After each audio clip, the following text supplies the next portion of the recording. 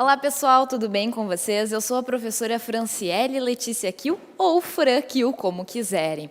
Eu sou professora de Direito Administrativo e Direitos das Crianças e dos Adolescentes aqui no CEISC. Também dou aula nessas disciplinas em graduação na Faculdade de Direito aqui do município de Santa Cruz do Sul. Sou consultora em políticas públicas, mestre em políticas públicas e direitos sociais e também sou especialista em direito processual. Muito bem, eu, junto com o professor Felipe Dalenogari e a professora Tatiana Marcelo, nós somos responsáveis aqui pela disciplina de Direito Administrativo no âmbito da OAB, certo? Muito bem.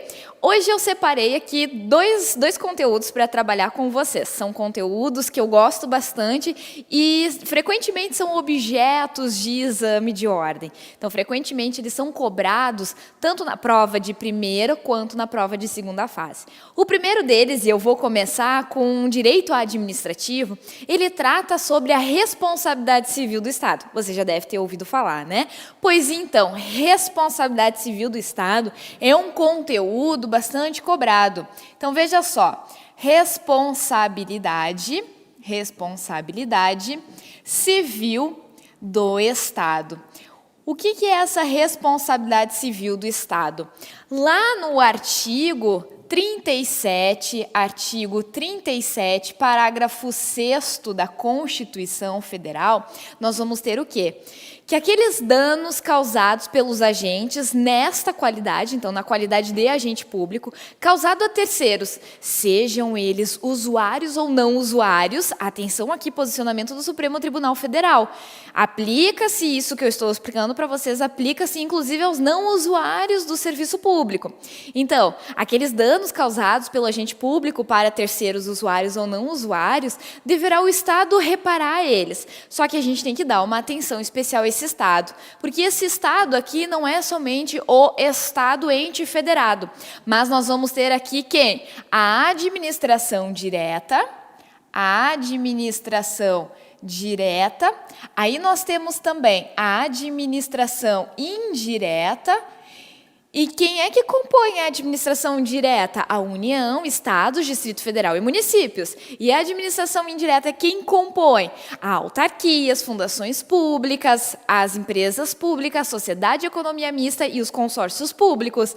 E nós temos mais um aqui, que são as concessionárias e as permissionárias também.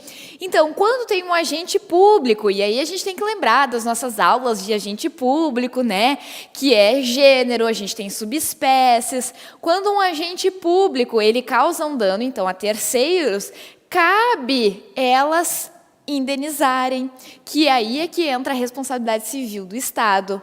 O que nós estamos estudando aqui? A teoria do risco administrativo, que vai nos dizer o quê? Que a responsabilidade e a regra, né, é objetiva. É a regra porque a gente vai ter exceções, né, que são estudadas, aprofundadas durante o curso. Então, a responsabilidade objetiva é a responsabilidade desses entes de repararem os danos que causaram. Então, digamos lá que eu tenho uma senhorinha e ela está atravessando a rua e com todo o seu cuidado necessário, ela começa a atravessar. Mas aí vem um ônibus dirigido por um motorista que está descuidado, está lá, né, olhando as mensagens do crush no celular e ele acaba atropelando a senhorinha. O que acontece? Você, na condição de advogado dessa senhora, você vai fazer o quê?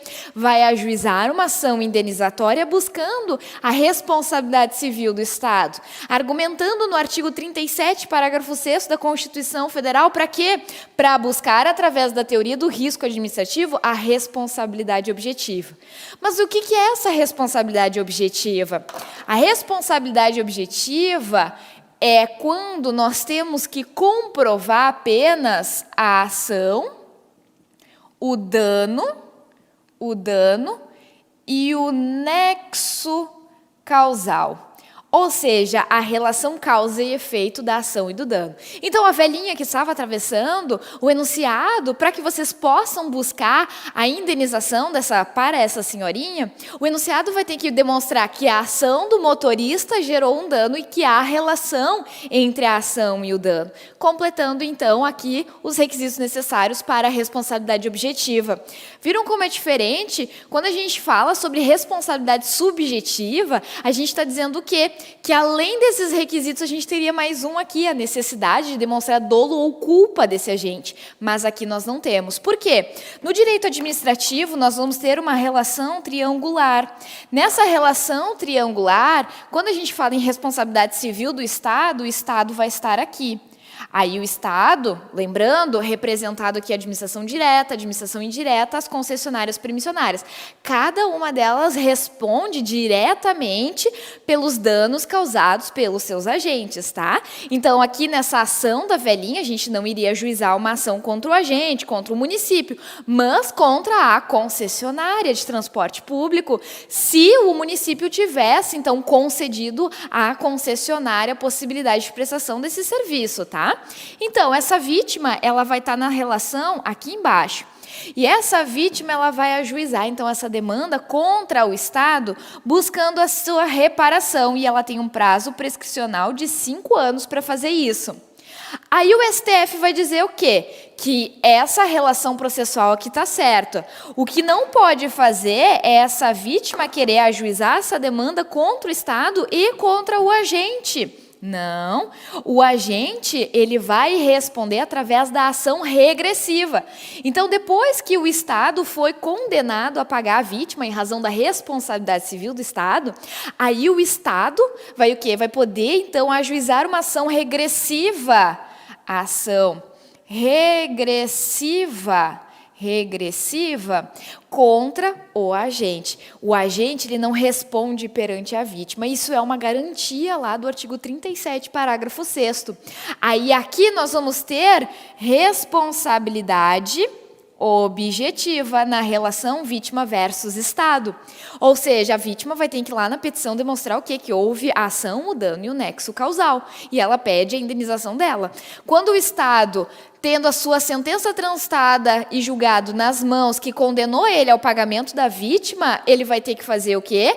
Esse Estado, ele vai ajuizar uma ação regressiva, e isso pode se dar tanto no meio judicial, quanto também no meio administrativo. Então, através da ação regressiva, ele vai buscar do agente essa reparação ao erário. Aquilo que ele gastou com a vítima por causa da conduta do agente, ele vai buscar desse agente. E aí, aqui nós temos uma relação de responsabilidade subjetiva.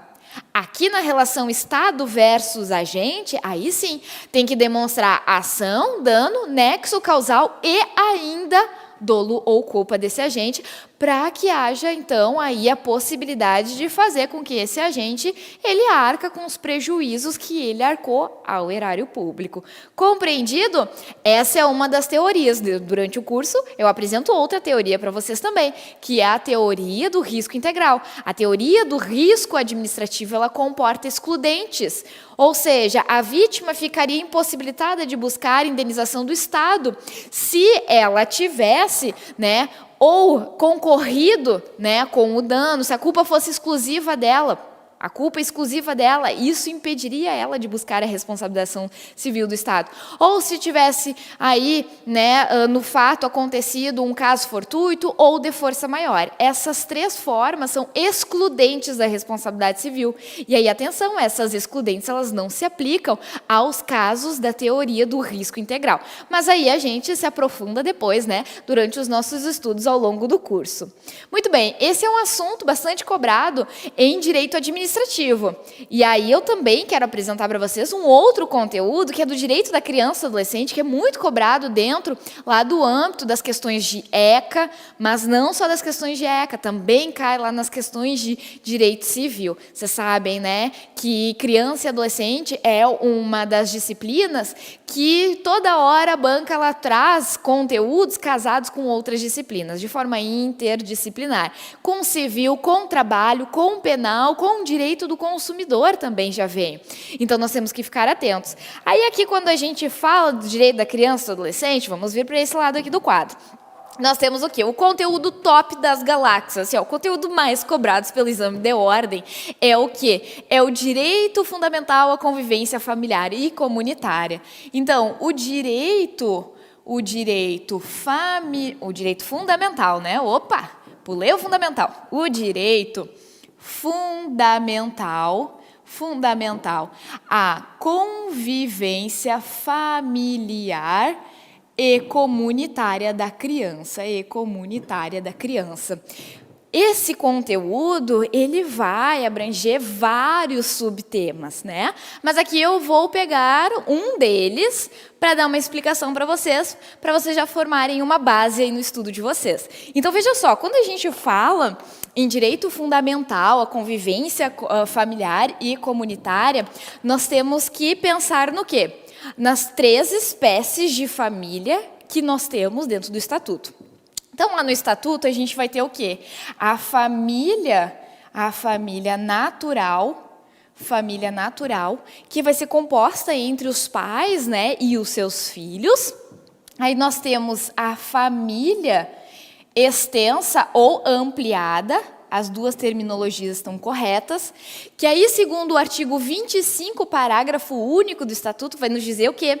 Que essa família ampliada, ela é composta por parentes próximos que tenham afinidade e afetividade com a criança. E nós temos a outra hipótese, que é a família substituta. Essa família substituta, ela vai ser subclassificada em outras 3 espécies. E é aqui que a banca gosta bastante de andar. Deixa eu pegar outra caneta aqui. É o quê? Ela vai ser subdividida em guarda, em tutela, e eu vou colocar aqui em adoção, já em razão da preferência da banca. Nós temos aqui a outra modalidade, que é a adoção. A adoção, por sua vez, vai também ser subdividida. Ai, meu Deus, professora, não para essa subdivisão. Vou parar logo mais, não se preocupe. Essa adoção, nós vamos ter ela no âmbito nacional, a adoção de brasileiros residentes no exterior. E nós temos também a adoção internacional. Que é o quê? A adoção, então, nos casos de estrangeiros residentes no exterior. E ela tem que acontecer necessariamente nessa ordem. Então, primeiro o juiz vai tentar colocar a criança, né, quando for caso de adoção, logicamente, vai tentar primeiro colocar num casal nacional de brasileiros residentes no Brasil. Depois, não sendo possível, vai para brasileiros residentes no exterior. E aí, como última hipótese, nós vamos ter o quê? A adoção internacional. Isso são os casos de família substituta que nós vamos estudar. E este conteúdo, ele é bastante cobrado. E aí nós temos aqui sempre um link com o quê? Com acolhimento institucional. Porque geralmente, não sempre, né? Mas geralmente antes de uma criança ou um adolescente ser colocado numa família substituta, acontece dele ser acolhido institucionalmente, ou ainda pode ser também por um acolhimento familiar, não confundam. Nós vamos ter dentro do Estatuto, trabalhado lá, o acolhimento institucional, e aí quando a gente fala em acolhimento institucional, ele é excepcional. Acolhimento institucional, a gente tem também o acolhimento familiar e temos outra coisa que é o apadrinhamento. Qual que é a diferença? Bom, o acolhimento institucional e familiar, como o próprio nome diz, a única diferença é que aqui o acolhimento vai se dar numa instituição, que pode ser governamental ou não, e aqui o acolhimento vai ser por uma família previamente cadastrada, que não tenha intenções de adotar, ela não pode estar inscrita lá, né, para adoção, habilitada para adoção, e ela recebe essa criança, o adolescente recebe a sua guarda, para que a criança possa ficar durante o período necessário aqui, então é temporariamente, dentro dessa família família. E aí essa família fica com a guarda até que essa criança ou ela seja colocada em família substituta, nas modalidades que nós temos aqui, ou então que essa família ela retorne para a família natural. E nós temos também o apadrinhamento. O apadrinhamento é outra situação. Quando uma criança ou um adolescente está numa situação de acolhimento institucional ou acolhimento familiar, essa criança ou adolescente ela pode ter um padrinho. Esse padrinho pode ser pessoa física ou pessoa jurídica. E vejam as características. Ele tem a possibilidade de dar vínculos externos e temporários para a criança ou adolescente que está numa situação de acolhimento institucional ou familiar. Então, ele é aquela pessoa que vai possibilitar uma convivência externa à instituição. Ela vai ser temporária, pode ser uma pessoa física ou jurídica, e ela tem essa intenção de colaborar com o desenvolvimento. Então, ela não tem a intenção também de adotar. Esse também é um dos requisitos necessários, que não esteja, né, inscrito no cadastro de adoção para poder ser padrinho. Vimos 3 institutos diferentes. Aí, de novo, aqui um reforço. O acolhimento institucional, o pessoal já caiu várias vezes no exame de ordem. E ele é medida excepcional. Por quê? Porque nós podemos aplicar ele somente como última hipótese. O Estatuto ele vai trabalhar com diversas medidas de proteção, essa é uma delas. Só que nós temos outras medidas de proteção que devem ser aplicadas antes da medida institucional. Exemplo, artigo 130 do Estatuto vai nos dizer o seguinte, que uma criança ou um adolescente que sofre maus tratos, violação de direitos sexuais, da dignidade sexual, né, e no âmbito familiar, por exemplo, nós temos uma medida cautelar no artigo 130 que é de afastamento do agressor. Então, primeiro eu afasto o agressor do ambiente familiar, do ambiente doméstico. Essa é uma medida protetiva aos direitos da criança e adolescente que já foram violados. Então, eu primeiro tenho que fazer isso antes de colocar essa criança numa situação de acolhimento institucional. Até mesmo porque eu não posso, né, ali aplicar uma medida que seja mais gravosa para a vítima, que é acolhimento institucional, tirar ela já foi vítima uma vez, né? Eu tiro ela do âmbito familiar e coloco ela numa instituição de acolhimento? Não. Primeiro eu vou afastar o agressor. Ainda o parágrafo único do artigo 130, também já cobrado pelo exame de ordem, vai dizer o quê? Que a este agressor, além da decisão do juiz de afastamento cautelar, o juiz poderá determinar o pagamento de alimentos provisórios se a vítima é uma dependente, então, financeiramente, economicamente, deste agressor. Então, vejam só a lógica de que o acolhimento institucional ele é medida excepcional. Em última hipótese, nós vamos aplicar. Aí nós temos aqui, então, né, as formas de colocação em família substituta. Aí vamos supor que nós temos essa criança, esse adolescente sofreu algum tipo de violação, ou, né, está na iminência de sofrer alguma violação. Aí nós temos a possibilidade aqui de guarda.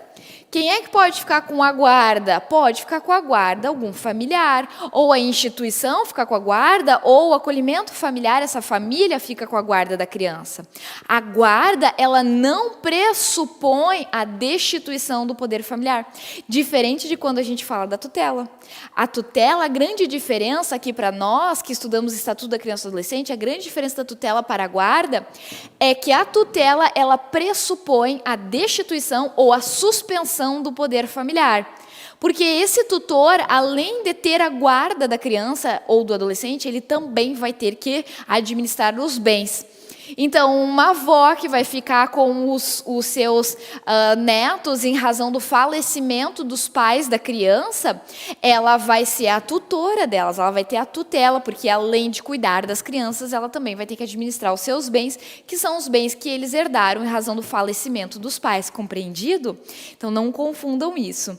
E aí, a guarda... Quem tem a guarda tem o direito de se opor contra terceiros, inclusive contra os pais. Então, vamos supor que essa avó, os pais ainda são vivos, e a avó ganha a guarda de direito. É aquela, então, né, por decisão determinada por uma decisão judicial, porque só o juiz poderá colocar em família substituta.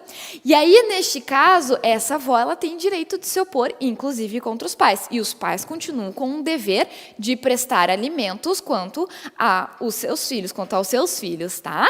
Muito bem. Então, este aqui é um dos principais assuntos, né, cobrados pelo exame de ordem. E ele está lá dentro do direito fundamental, convivência familiar e comunitária.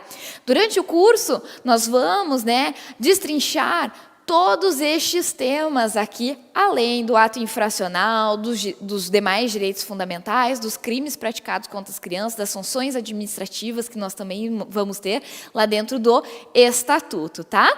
Muito bem, eu deixo aqui um beijo carinhoso e um abraço bem apertado para vocês e eu vejo vocês durante as aulas. Até mais!